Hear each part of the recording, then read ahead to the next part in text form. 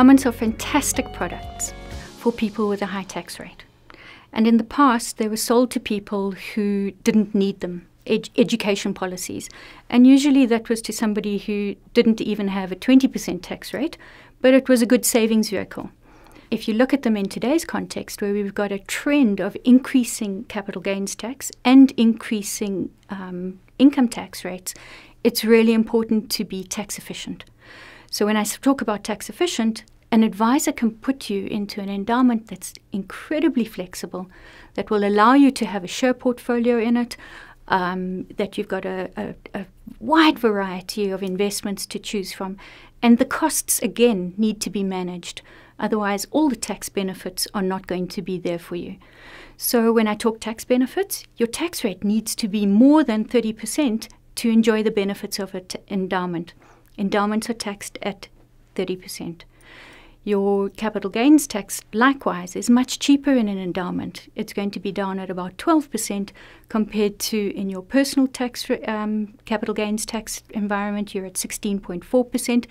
And trusts benefit from being in an endowment. So consider your family trust being invested via an endowment for investment flexibility, and then again the tax efficiencies.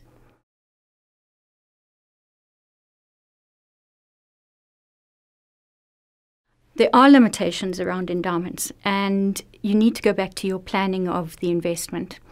You may only take out the principal amount, that's the amount that you invested initially, plus 5% within the first 5 years. So if you think that's going to be a problem, then an endowment's not the vehicle for you. But you get the fantastic tax benefits from being invested there. So no, I don't think there are a problem. As long as you're invested in an endowment that's got full transparency of where the costs are, that your investment flexibility is there so that it fits within your total investment strategy, not just a one-off product that you bought along the way. The benefits there are for the long term, and all the proceeds of your endowment are tax-free.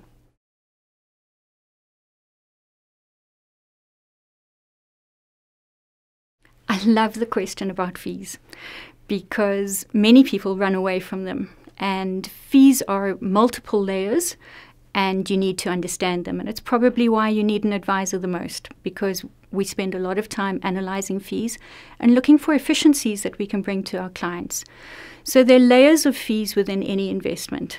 It starts at the unit trust level, but even below that, it starts at the buying and selling of the shares to get into that unit trust.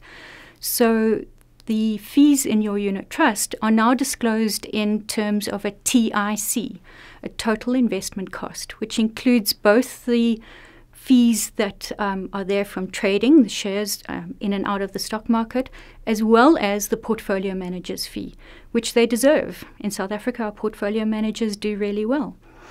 So that's the one fee that you need to be aware of. But then you've got the investment vehicle, so your retirement annuity, your pension fund, or your endowment. There's a layering of fees in there as well.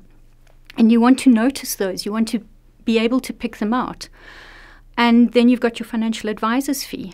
And your financial advisor needs to be paid because they're going to add value to your portfolio.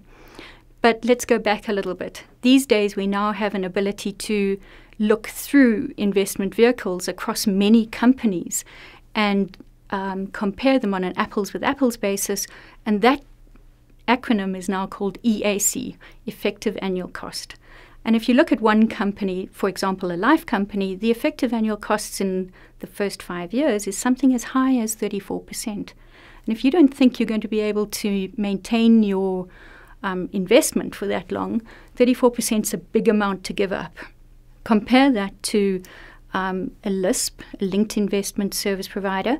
They're going to be able to show you that their fees are down below 3%, 2.5%, and sometimes even as low as 2%.